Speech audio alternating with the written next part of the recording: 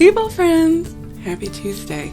I wanted to do a little video here for my artist friends, particularly my artist friends who are interested in selling work. Because here's the thing, if you have kind of a fun job, people want to know how that happened. Like sometimes I'll meet people and they're like, what do you do for a living? And I'm like, I'm a painter. Oh, a house painter. Like they cannot wrap their brains around the concept that this is something people actually do for a living. But if you don't have to make a living off of your art, if you are choosing the idea of making money off of your art, honestly don't. It's a precarious and very insecure way to make money. So just to clarify, this is how I make my living. This is it. Like, no, I don't have a husband. I don't have a trust fund. I don't have a bank loan. I don't even have credit cards. Like, this is it. Selling my work, and I make a nice, middle class income on it, and I have no complaints. I wouldn't trade with anybody. But there are things that I do pretty much on a weekly basis that most people wouldn't be able to stomach. So anyway, I am rambling. I'm going to cut this off so we can get to the point, but I want to make it very clear. I am not selling a coaching session. I don't have a seminar or a podcast. There's no webinar. I don't want you to buy any. And likewise, I am not selling you the promised land of making a living off of your art. What I am going to give you is a strategy that I think is pretty much foolproof if you're willing to follow it. And it will make you enough money that you don't ever have to feel guilty. I want you to set a target number that would cover the cost of your supplies, which may go up depending on how you want to follow this formula. It might be enough to supplement your household income so that you don't have to take on a part-time job, bartending on them. I encourage you to stop using the word dream. Stop using, even the word goal is a little bit dicey. I want you to think in terms of targets. Set a target that's attainable and follow this formula. You'll get there. Okay, introduction is over. Now class begins. Okay, when I survey people who are selling art, let's just say on Instagram, because that's the forum for sharing here, I would say that 90% of them are only selling to people they know. The 10% who are selling to strangers on a consistent basis have one thing in common. The 90% is never taken bother to notice. Do you know what it is? It's 3 words. 3 words. A consistent body of work. Not rocket science, but very possible that if you're still watching this and you think you know what that is, you don't know what that is. Just let that breathe for a moment. Let it sink. Okay, set your phone down and think about that for a moment. What do you think that is? Write it down and then come back and watch this, because I'm going to rock your world. Did you write it down? I'm watching you. I'm not watching you. Mark Zuckerberg might be watching you, but that's a discussion for a different time. Okay, so what is a consistent body of work? Here's a question I want you to ask yourself. So ask yourself this. If someone who wasn't terribly knowledgeable about art or art making was to go into a room with 100 works of art and 2 of them belong to you, would they be able to decipher yours? Would this person who doesn't know you, doesn't know the art, your names are not on it, would they notice that, oh, the person who made this piece over on that side of the room made that thing on that side of the room? Some people, their style is so strong. It doesn't matter what it is. Van Gogh is usually the one I would use as an example. It doesn't matter if it's, a jug of sunflowers and then at the other side is a self-portrait or a landscape, whatever they are, you just know it's a Van Gogh. Some people, it's a color palette. I'm sure we all know or follow somebody who's using those same 5 particular colors over and over again, and they use them in infinite combination, but it's incredibly distinctive. There are some people... Hold on.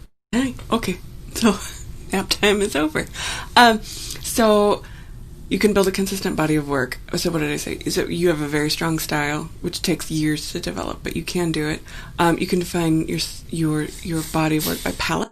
You do it by material. There is this very cool artist, and I wish I could remember their handle at this moment. They do these enormous, 8-foot portraits out of bottle caps. I mean,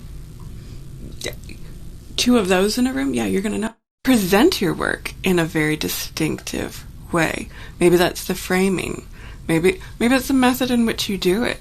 Maybe you do live paintings at restaurants and bars, and I don't know. I can't tell you. Easiest way to build a consistent body of work is subject. And that's something a lot of people choose. Probably the most popular. It worked for me. For me, most people would describe that first collection as florals. It wasn't just florals. It was flowers in vases as still lives. And the design work was sort of vaguely inspired by this thing out of the Netherlands. It's a discussion for another time. But I could say with some confidence that did they meet that criteria? If they were in a room with 100 other works, nobody knew me, there were two of them together. I didn't want them to look like twins, but I wanted them to look like siblings, maybe cousins. Now, you don't have to sell your work in collections, but generally online, it garners a lot more confidence from the buyer when they see that you have the wherewithal to build a body of work. So if you were buying, I don't know, pothole. Not a pothole. Let's think of something that requires a little. Let's say you're buying a car. Would you rather buy a car from the random person? Would you rather buy from the random person who has one car parked in their driveway with the sign, or would you rather buy from either a dealer or a person or an individual who sells a lot of cars, who has some sort of authority on that particular style or model or subgenre of whatever it is? They're specialists in this kind of car. Same car, same amount of money, same everything. Even if you have the heart where you want to support the guy with the one-off car, you're going to have a little bit more confidence buying it from an institutional setting. When a particular item is something that people second-guess themselves on, they want to buy it from an authority, somebody who knows what they're doing. I don't know why people second-guess. You'd think that people had taste, they know what they like in art, but our culture second-guesses it all the time. Okay, so assuming you're still listening, you're buying my concept. You need a consistent body of work.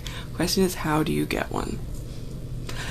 This is where it gets tricky, and you're not going to like what I'm about to tell you. To present that first collection, let's say it's 20 pieces. It doesn't have to be, but we're just picking easy numbers. To get that first 20 that you present for sale, I want you to complete 100 works. 100 works created, reaching for whatever it is, that consistent style or subject, whatever it might be. I want you to make 100, and then you're going to pick the best 20 for sale. I could record a whole book on why you need to do that first 100. And that's an old standard. I did not come up with that. That is, I don't even know. It's old. No matter where you want to go in art history. Rembrandt, Picasso, Michelangelo, they all went some sort of phase in the incubation stage where they were making work for make work and sign it under, the person their boss's name, essentially, or it would be sort of, again, practice to get this first 100, and they just give it away, give it to the church, give it to the patron, whatever it might be. You had to earn your stripes. Here's the thing: most jobs require some sort of minimal entrance. Okay, if you want to be a doctor, a lawyer, you want to be a plumber, teacher, there's going to be at some point some sort of certification test. Artist has no point of entry or certification. That's the good news. So that's the good news. The bad news is that you have to hold yourself to a higher standard. If you want to participate in selling to people, the same people I am selling to, I need you to get your act together first, okay? Don't pretend this is a garage sale. It's not. Sometimes I love it when I see students that are so thrilled with the quality of the work that they're turning out that they instantly want to get into the game of selling. That's not a bad thing, but I feel bad because I know it's not going to go anywhere. It's not going to go anywhere. They're not going to make consistent sales to strangers unless they take it seriously. And that's really what that first 100 works is about. Now, let's talk about what you're going to do for that first 100 works. So, to make this one decision, you're going to need 2 lists. Okay, and these lists may take you at least hours, possibly just little bits over the course of days, but it's a serious undertaking. 2 lists. List number 1, get a notebook, and on 1 full page, I want you to write down anything that you could do for 1,000 hours and not get tired. Now, it could be 1,000 hours over the course of the next year, next 5 years, Okay, don't make fun of my writing. Just because I'm an artist doesn't mean I have nice handwriting. Okay, so I'm starting my list. Number 1, I could eat chocolate. I could eat chocolate for 1,000 hours over the next year and not get tired. That wouldn't be a problem. I could watch period drama miniseries and not get tired. I could do that for forever and never get tired.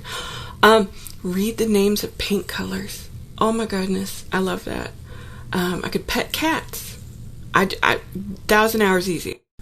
I'm writing Switzerland stuff. I'm obsessed with anything that looks vaguely Swiss. What else do I like? So I can do a few off the top of my head, but I'm going to fill up every single line of this notebook over the next day. And I'm going to leave that, and then I'm going to make a second list. After you do that list, I want you to take your notebook and a pen, and I want you to go to a store that sells visual art in bulk. Okay? So Home Goods has a bunch. Target has a bunch. At Home, they have a huge selection. I know a lot of people get their work at Hobby Lobby. Doesn't matter what it is, but it needs to be a large chain store, not an independent store. Personally, I would much rather buy my art from an independent store. The problem is an independent store, usually the buyer, the operator, very often the manager, are the same person. I need you to go somewhere where the buyers have an understanding. Target, I'm going to show you what happened when I went to who are buying the bulk art to fill the art aisle at Target. They have a fiduciary obligation to their bosses and the stockholders of Target to make sure every inch of that store makes money. There needs to be a market for it. Those buyers know what they're doing. They not only have their own expertise, years, sometimes decades of experience, they often are running focus groups. They have vetted, they have tested these in different flagship stores. They know what they're doing. Now, it's helpful if you like the general aesthetic vibe of the store, but honestly, it doesn't matter. What I want you to do is go in with the idea of doing homework to understand what they have seen a market for. Okay, so I'm going to show you what happened at Target. And take your notebook and don't analyze. Literally, just take your notebook and write down words. Really, 1-word, 2-word descriptions of what is in that aisle. Again, fill up that notebook paper. Okay, so this is what happened when I went to Target. Okay, so I'm at Target.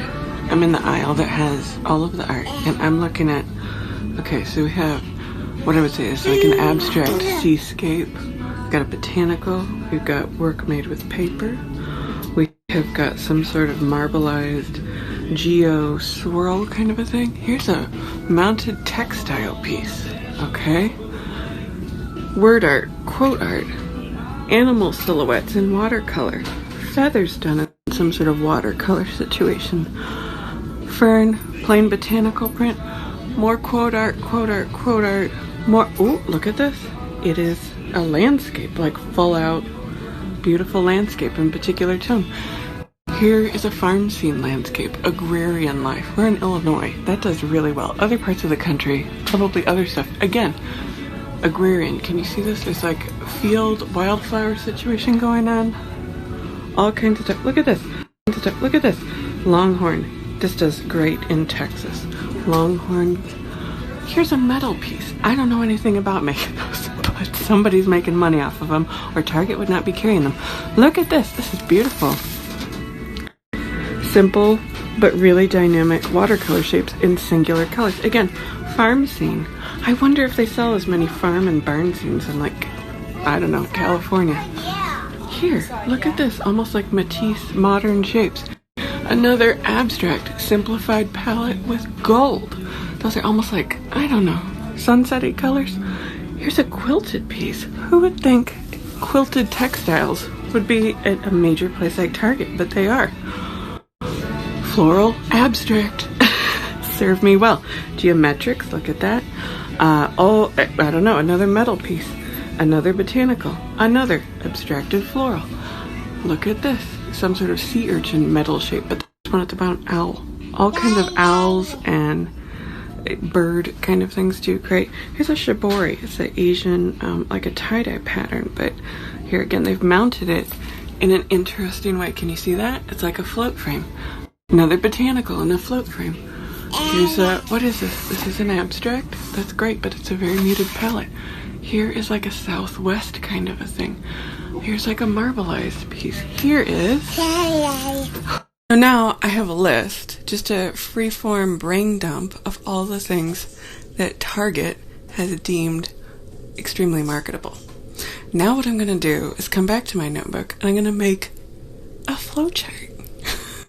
I suggest doing this on a giant piece of paper so you can write down all of the stuff you love. So cats, chocolate, whatever it might be, stuff that sells, all that stuff that I wrote down from Target. So landscapes, cows, all kinds of stuff. At some point, if your lists are long enough, you're going to notice that there is a slight overlap. The word or the description might not be the same, but you're going to notice a correlation. It's going to come right here. So let's say something that you love, like 1,000 hours worth of love. Let's say it's a Yosemite National Park. Can't get enough of it. Well, we also know that botanical prints sell. Botanical prints sell. What if you were to study the plants of the national parks or something? I don't know. I don't want to overthink this, but you see what I'm saying? You can find a way to bring these together, and that is the sweet spot. That is the sweet spot. And this, my friends, this is where you spend 90% of your time. You hear me? This, 90%. You need that 10% to come back to. Just to clarify, 90% of your art making time, not 90% of your waking hours. Babe, can I have that? 90% of your art making time. Instead of toggling between the thing and a this and a that, and here's a dog portrait, and here's a cow, and here's something, all of it, I want you to focus on this. 9 times out of 10, come back to this focal point, and then share it like mad. Social media is essentially free advertising. It does not get any better. 100% positive, somebody is going to ask me, well, how long does this take? How much time do I really need to devote to this? Because I'm going to get bored. Here's the thing. If you choose wisely and you really take the time to make that list of the 1,000 hours, you're not going to get bored. You're going to get obsessed. You're going to get infatuated with whatever it is that you choose. And that love, that admiration, that interest, it's going to show in your art. And people are that is a magnet. You cannot underestimate the importance of that. That is going to show in your work. People are going to respond, and they're going to respond with dollar signs. It's a big deal. If you just make work that you think people are going to buy, you're not going to like it. You're not going to like yourself, and that defeats the whole purpose. Don't even bother joining in the game. If you think that this is not something you can do, seriously, you don't think you can do the 1,000 hours, whether it's in a year, 10 years, whatever it might be. If you don't think you can do that, that's okay. That just means you're not thinking with an artist's brain at this particular season of life. It means there are other ways for you to make a little extra money. And this is the thing. I want you to hear that from me and not from somebody else, not because I'm trying to be mean-spirited about it, but because in showing your art, it's a very vulnerable process, very vulnerable thing. If you are sensitive enough to do it and to share your work and you don't get the response you want, it's crushing. I'm not saying there aren't other things you can do for money that are potential. Okay, this is super long and she's about to have a meltdown, so I'm gonna go. I'll leave a question box here. If you have specific questions and they come up repeatedly, I'll come back tomorrow and I'll answer them. But I hope this is helpful. I really do. I hope that. Okay, I love y'all. And I encourage you. It's not that hard to start selling work. But if you come with gusto. Build enough momentum off of selling that first collection that you want to do the second and the third and the fourth. So that making a little bit of money turns into making a little more money. And then eventually a lot of money. And then maybe it's all the money that you need. Imagine that. Wilder things have happened. Okay? I love y'all. See you.